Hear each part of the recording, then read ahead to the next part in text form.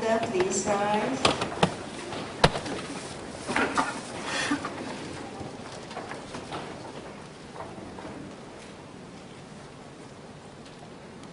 Please be seated.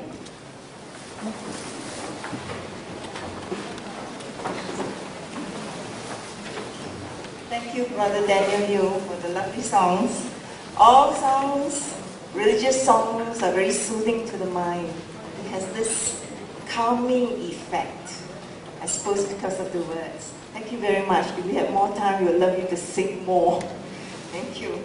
Okay, may I just briefly walk you through tonight's program. Immediately after this, the VP, the Vice President of Singapore Buddhist Mission, Brother Leo, will address you. Following this will be the talk and the Q&A sessions, and then we'll wrap up the night's program with blessings from the Mahasangha. Okay, Brother Leo, please. Thank you.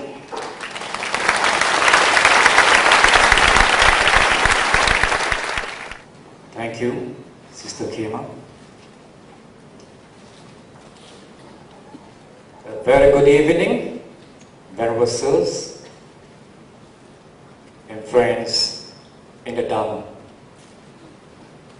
This evening, on behalf of Singapore Buddhist Mission, I would like to extend a warm welcome to all of you. And thank you for being with us. Singapore Buddhist Mission was established in 1982 with the objectives to spread the sublime teachings of the Buddha and also to promote Buddhist cultures and moral values.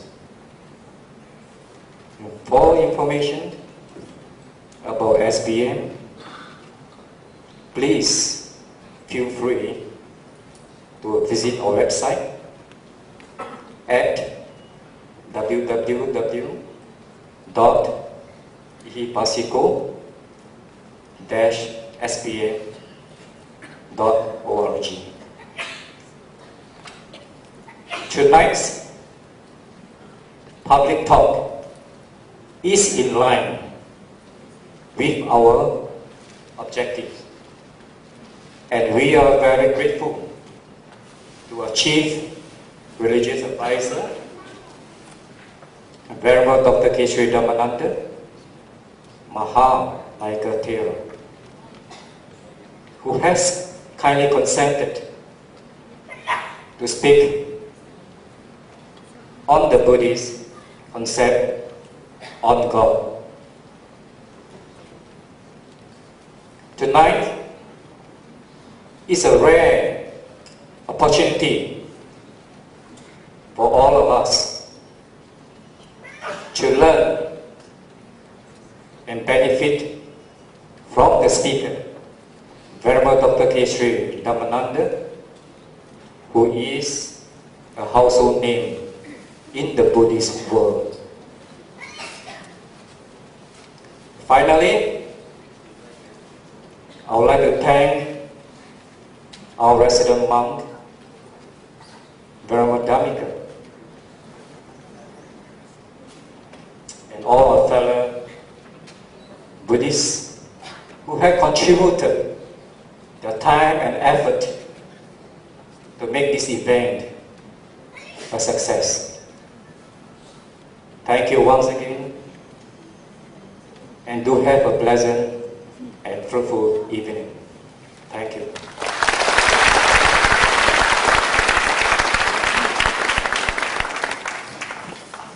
Thank you, Brother Leo. Now, before we proceed with the talk, may I just give you some insight into some activities organized by SBM, to the two main ones. We have two main groups to conduct activities, one for the adults and the other one more for the youth. We have the Dhamma discussion group, headed by Brother So. He's over there, he's waving his hand. Okay.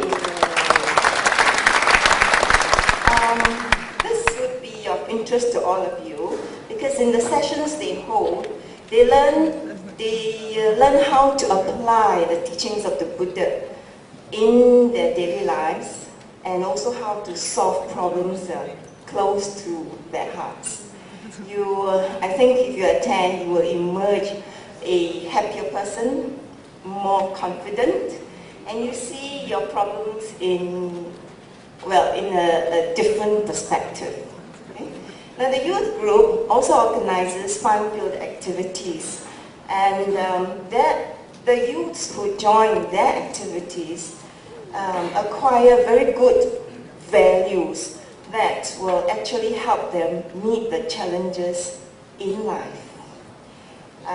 And also, just a reminder that you all have your feedback forms, okay?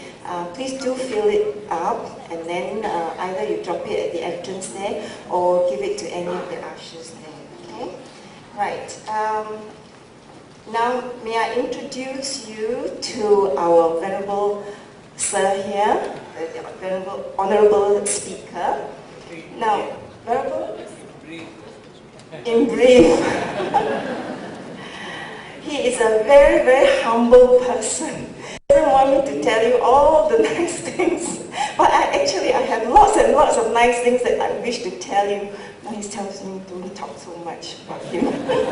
Okay, now he is a respected leader of the Buddhist community, and he's recognized for his efforts in fostering greater interfaith dialogue and understanding.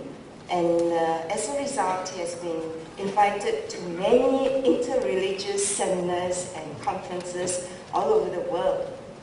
He's also a prolific writer with well over 74 publications in his name, some of which were translated into different languages by request. Okay? And so we are really indeed very honored and very, very proud that he's here tonight to give his talk. Venerable Sir, Buddhist Concept of God.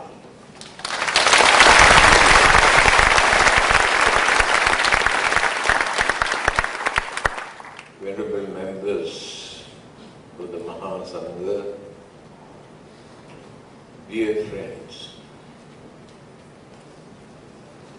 thank you very much for having invited me once again to give a religious talk here by the Singapore Buddhist Mission. Many years ago, we have formed this Singapore Buddhist Mission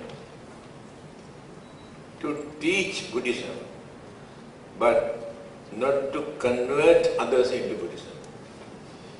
That is the main purpose of this religion. I have been working in Malaysia for the last 51 years to promote Buddhism. But I have not converted even one man into Buddhism. What a failure.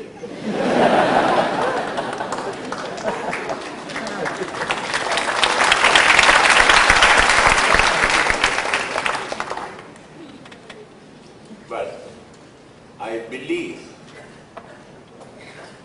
few 100,000 people all over the world accepted the teachings of the Buddha by reading some booklets or attending to religious talks like this. They have developed some sort of confidence in the teachings of the Buddha. They have accepted Buddhism. There was nobody to convert them.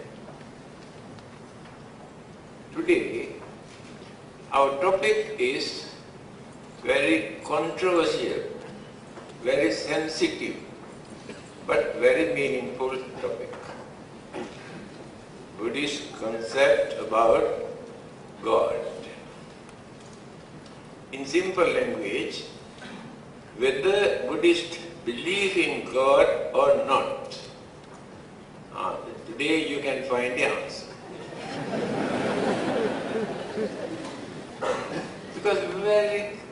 confusing what people talk about God. Buddhists, Christian, Hindus, Muslims, free thinkers, all of them talk about God. The whole world is divided into three groups. Those who have become slaves to God, depending on God for everything. Another group try to make use of God, asking, expressing their grievances and problems and troubles and difficulties. They try to make use of God. And some modern intellectuals completely ignored the concept of God. To them, there is no such concept or belief in reality.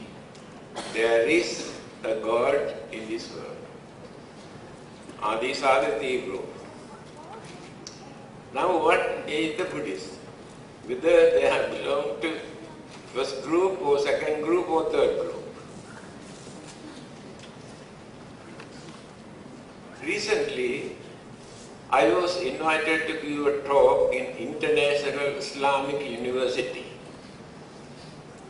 After my talk, one student asked, why Buddhists do not believe in God? Who told you Buddhists do not believe in God? You are wrong. Buddhist concept on God is different. Not like Christians, Muslims, Hindus and others. They have their own concept on God. Last January, I went to Cambodia to attend a World Buddhist Conference. Before that, Cambodian government, education department made an announcement, appeared in the local newspaper also here. Since Cambodia is predominantly a Buddhist country, they are going to remove the word God from their textbook. I went to attend this conference. I told Cambodians, you have done a lot of damages to Buddhism. Introduce them as anti-God. You have no right to remove this word, God. They have no right to say there is no God from the Buddhist point of view. How are you going to work with Christians, Muslims, Hindus and others who believe in God if you are anti-God? So they had to reduce their feeling. I think they reconsider that mistake they have done. Now let us refer to the Buddha. In his 45 years teaching, is there any place where Buddha has said, there is no God? No one can find that. Buddha has never uttered such word. There is no God. Somebody came and asked this question. Have we got anything to prove the existence of God? The way how the Buddha answered is this. Have we got anything to disprove the existence of God? This is the Buddha's attitude toward God. when the Buddha appeared in India more than 2,500 years ago, do you know how many gods were there in India at that time? 33 millions. The whole day and night, without working, what they were doing? Worshipping, praying, offering, chanting in the name of God. When the Buddha appeared, he explained the real concept of God, the qualities of a God, whether gods are important or not, he pointed out.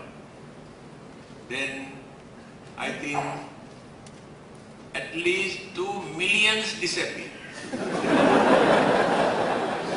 Because at that time, the moon is God, sun is God, galaxies are God, rain is God, water is God, light is God, earth is God, food is God. That's why for everything today, even pi. That tradition, the Buddha has pointed out, God has nothing to do with all these things. That God exists. Then the word Brahma, you might have heard, so many thousands of years people in India used this word Brahma because they have 3 gods, Brahma, Vishnu, Shiva, creator, protector, destroyer. So Brahma means creator God. The Buddha did not reject this word. In his teaching, we can point out where he has used this word, God. In Metta Sutta, when we radiate our Metta, again Mangal Sutta, Brahmati Mata Pitaro. Mata, Pitar means mother and father. The Buddha never said father and mother. Mother and father. Yes, because mother is the one who suffers because of the child, not the father. So, regard your mother and father as Brahma. What is the meaning of Brahma here? The God that existed in India. This is in the teachings of the Buddha. Therefore, how can we say the Buddha has rejected the concept of God? Again, Ratana Sutra, many of these Buddhists who recite this, Divacha rattocha haranti ye balim tasmai ne rakkhata appamatta. Advice given by the Buddha.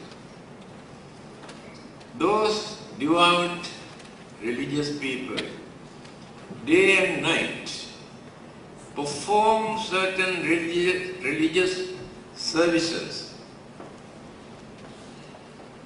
After that, they remember the God and invite the gods or devas to share the happiness that they gained. Then the advice given by the Buddha to those devas, those gods, tasmai ne rakkhata appamatta. Therefore, it is your duty to protect, keep an eye on those devotees who remember you, who invited you to share the happiness of the merits that they gave. This is the sayings of the Buddha. Again, Devatanu kampito poso sada bhadrani passati. I am giving this quotation directly from the teachings of the Buddha for you to understand the Buddhist attitude towards God. If you try to invite the Devas, to communicate the Devas, Devas always keep an eye on you for your protection and for you to avoid misfortune, accidents, because you get the support from the Devas. This is the Buddhist attitude towards God. Now let us analyze the meaning of this word God. The followers of many religions believe that God created this world, that God protects this world, and one day God will destroy this world. The Buddha rejected this. World was not created by the Buddha. Modern scientists, psychologists, intellectuals all over the world believe this world was not created by the God. Then human beings were created by the God. Do you know? 1998, there was a very big article in the Straits Times, nearly half a page. Pope John announced human beings were not created by the God. They come into existence due to gradual development of evolution. You can refer to State Times and get the quotation. Pope John. Then Archbishop of Colombo, Sota Fernandez, is a very good friend of mine. 3 days ago also he came to the temple to see me. As soon as he entered into my room, he said, "Please bless me." Yes. When I went to the church to attend some meeting, he came and blessed me. On his birthday, he invited Christians, Hindus, Muslims, Buddhists, and all of them, after speaking few words, they say, "May God bless you." After speaking few words, I also said, "May the Buddhist God bless you."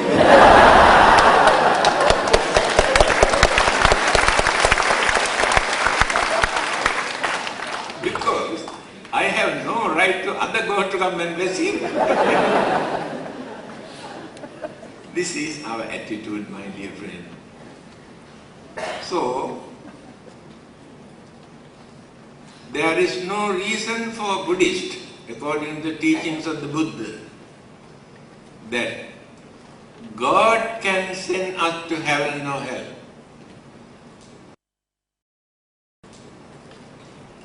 God has no right to wash away the sins committed by us. The Buddha cannot do that. The God cannot do that. The person who has committed the mistake can do that. Please remember this. If we have committed certain bad, wicked, cruel thing, by praying to God, by praying to Buddha, you never get the chance to get rid of the bad effects, because they cannot do that. But you can. The Buddha has pointed out how to do that. Without depending on God, without depending on Buddha or Bodhisattvas, how you can do that? Yassa papam katam kammam kusalena pitiyati. Direct sayings of the Buddha. If you have committed certain bad deeds or bad karma, by realizing that it is wrong, stop. Not to repeat, then stop. From that day onward, try to cultivate more and more good karma. Then you will be able to overcome the bad effects of the bad deed that you have committed earlier by cultivating more and more and more good karma. Kusala karma. There are two words. The Buddhists have mixed up the meaning of these two words. I think non-Buddhists cannot understand that. But the Buddhists always use these punya karma and kusala karma. Punya karma, in English only one word. Meritorious deeds. There is no another word. Punya karma means we do a lot of good deeds by helping others, supporting others, and release their sufferings and poverty and sicknesses and all the other problems. All these are punya karma. You offer, donate so many things for the well-being of others, but by expecting something in return. You offer something to others by expecting something in return. That is called punya karma. By offering something, you aim, you aspire to be born in a rich family for you to enjoy your life. That is punya karma. By doing some meritorious deeds, you want to go to heaven and enjoy your life. That is punya karma. Because you expect some reward in return. Yes, you gain. You gain what you wanted. But after spending, one day you will go bankrupt. That good karma, that punya karma cannot support you forever. There is a limited period for that. This is the nature of punya karma. But kusala karma is different. It is mentioned like this. Adoso kusala moolam, amoho kusala moolam, adoso kusala moolam. How we can create kusala, kusala karma, highest good karma. When we do some good deeds to reduce our craving, to reduce our selfishness, it is kusala karma.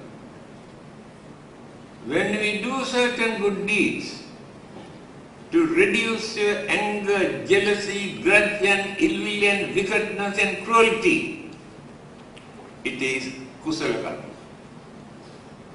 When you do certain good deeds, reduce our ignorance, misconception, imagination, misunderstanding, it is kusala karma. Because you did not accept anything in return by doing that. But you develop your understanding, your mind. Maintain some sort of development and purity in your mind. Then what will happen?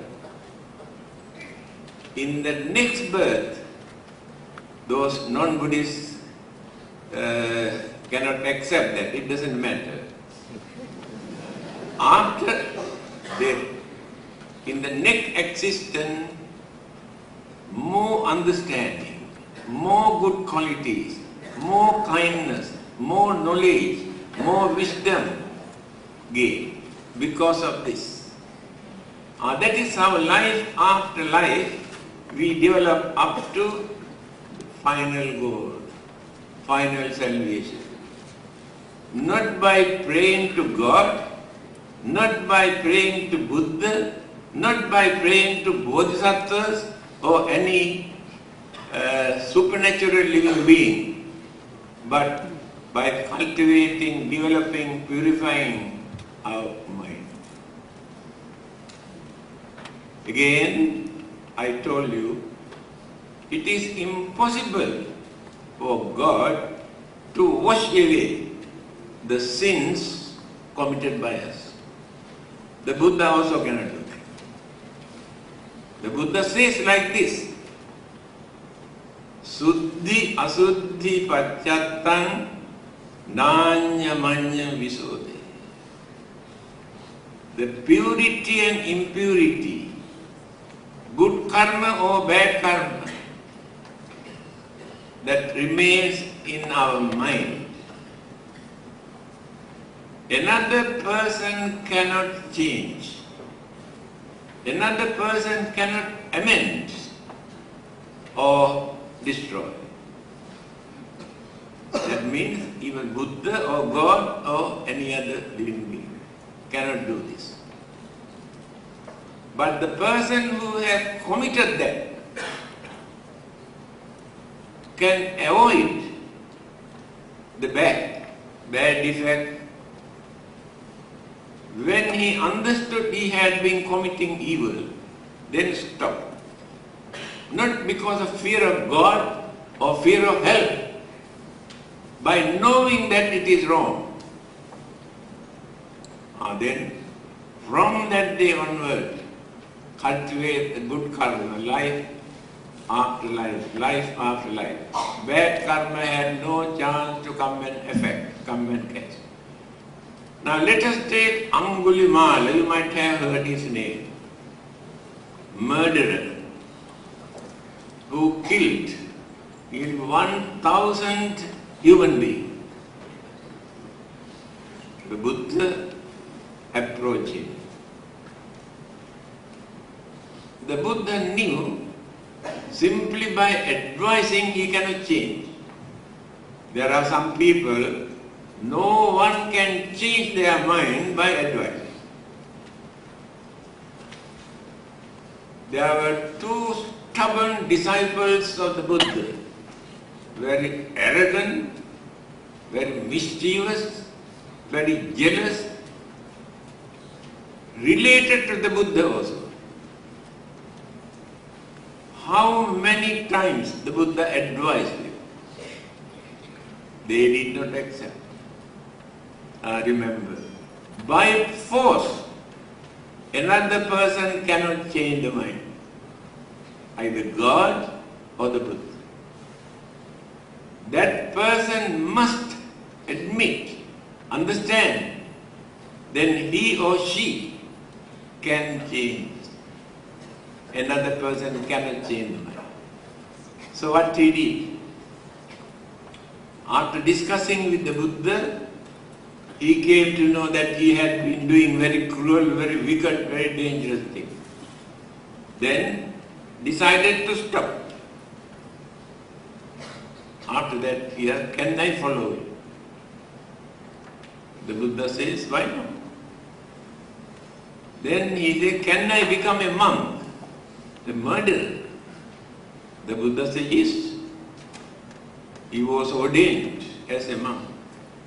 And from that day onward, he went on meditating, cultivating and developing his mind. Finally, he attained the arahathood. I think many others cannot understand the meaning of this word arahant. The higher stage of sainthood. After that, final salvation, nirvana. The bad karma had no chance to catch him. That is the method taught by the Buddha, my dear friend. There is no point of praying to Buddha or God or Bodhisattvas, please forgive me, I have done. Then if they can wash away the sin today, tomorrow again you can start. So, please use your common sense. Irrespective of religious label, use your common sense. You have thinking mind. You have sense of reasoning. Don't become slaves to any religion or any God or the Buddha. The Buddha has said, you should not accept anything thinking that Buddha is a great man. Therefore we must accept what he said. No use. You must try to understand what the Buddha said. No personality cult. Without depending on the Buddha as a person, you should not try to understand because Buddha said this, therefore we cannot do that. Recently I was invited to give a talk in a Catholic church. Occasionally we invite each other. Yes, very friendly. Yesterday I had a 1 hour discussion with a Catholic bishop and in television program. It appeared next Saturday. So, after my talk, somebody asked this question. You say, the Buddha says like this. We say, Jesus says like this. Who is correct?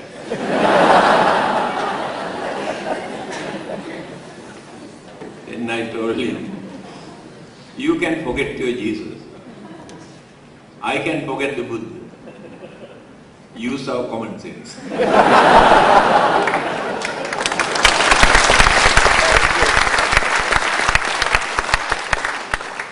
Example.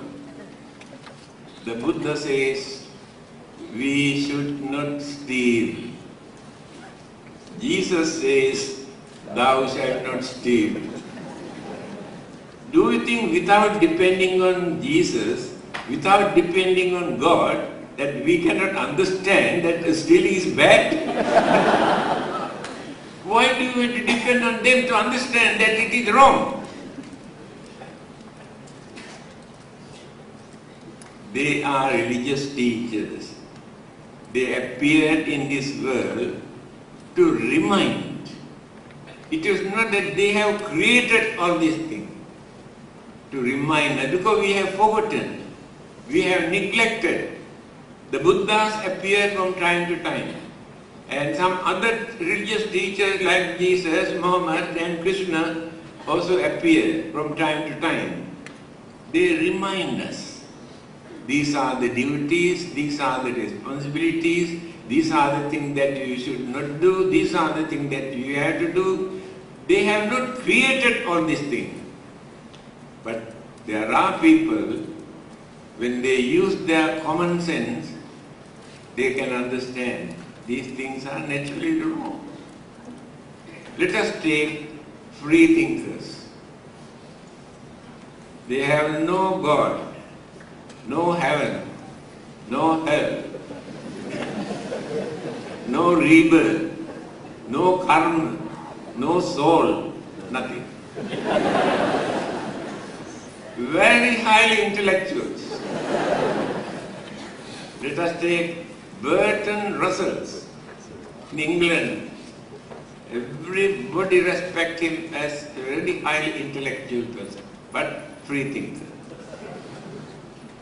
Even Albert Einstein had no religion.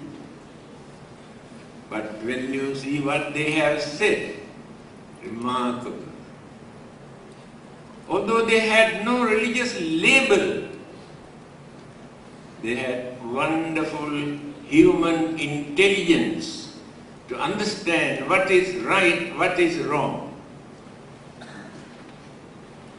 Do you know why we are called Manushya? What is the meaning? Is there any meaning of this word, Manushya? It is in Pali, Sanskrit, Hindi, Marathi, Gujarati, Vanga and Malay and so many languages. Same meaning, Manushya. What is the meaning? If we do not know the meaning of this word, difficult to regard you as Manushya. It's a very meaningful word. Mana means mind. Manusya means one who can raise, develop, cultivate that mind up to the maximum level. That living being is called Manushya, please remember. There is no another living being in this universe who can develop the mind up to that extent like a human being. What is happening in this world today? They developed their human mind up to such extent to destroy the whole world within half an hour. Who created this? God or devil? No, human mind. Human mind can develop that cruelty, that wickedness up to such extent when they misuse that intelligence. That is why Albert Einstein said, science without religion is blind. Yes, they were blind. They developed their intelligence up to the maximum level to discover so many things in this world. But they could not understand not to use these things to destroy the world done by the human being. Do you know our uncle George Bush?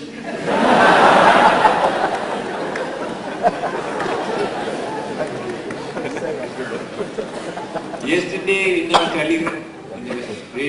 television program, somebody asked how to settle this problem, world problem today. I think it's our Uncle Bush, George, and Uncle, what is his name? If these two can practice give and take policy, then all our problems we can settle. But they are so stubborn and their, what they call egoism is so strong, they are not ready to do that. Then we cannot settle any problems. This is the danger of the human mind if it is not cultivated properly. Human mind is the most unreliable, unpredictable, most dangerous energy in this universe. The Buddha has said this. Naham bhikkhave anyang eka dhammampi samanupassami yatidang bhikkhave chittang. Chittang means mind. Chittang bhikkhave lahu parivarta. by using his enlightenment, he said, I have never seen another dynamic force that works so rapidly other than human mind. Lightning strike and we have no time to look at, disappear. Human mind can work thousands times faster than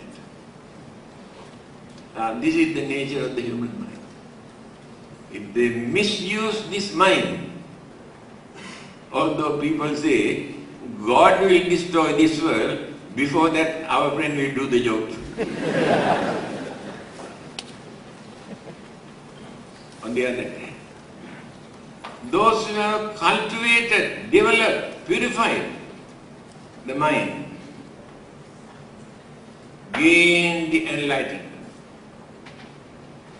So one day, when the Buddha was going somewhere and he met a Brahmin, I think you know the meaning of Brahmin, Indian priests and gurus and teachers and masters, so everything Brahmin.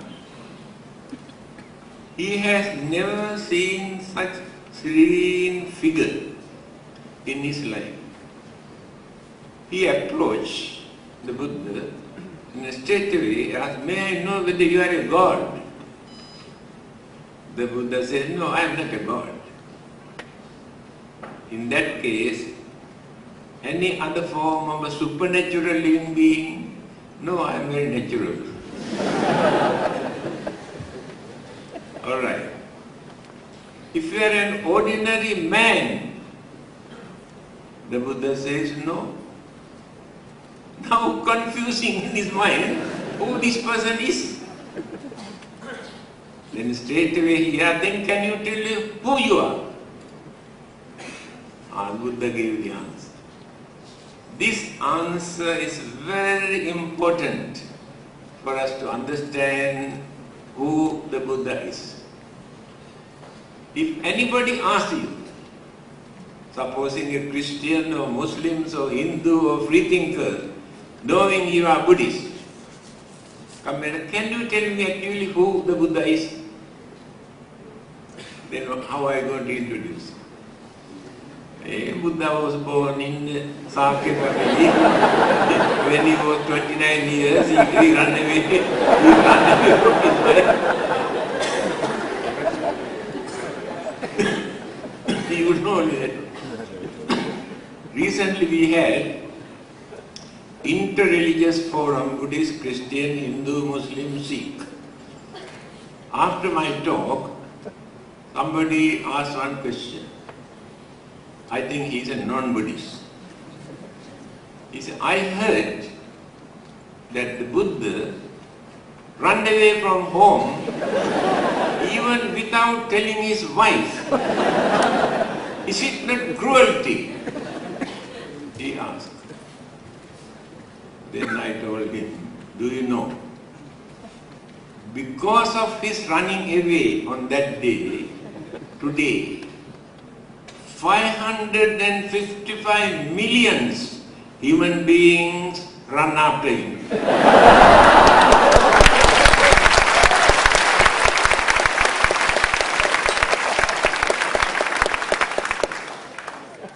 If he stayed at home without running away, only his wife and child run after him, nobody else. Now this introduction, self-introduction of the Buddha is very important. Please remember. Very meaningful, no argument. Anybody can appreciate. He said in his own language. What is the language spoken by the Buddha? You are very funny Buddhist. You don't know. You do not know the language spoken by the Buddha. Pali, P-A-L-I, not B-A-L-I. Pali was the language spoken in northern India at that part of the country at that time. There were many other languages. So the Buddha did not use Sanskrit because that was high-class Brahmins language. The Buddha did not use. He used the language man in the street. Everybody used. Pali is that language. In Pali he said like this. Abhinyayam abhinyatam. I understood everything that which exists in this world. How did he do that? You know, he had to cultivate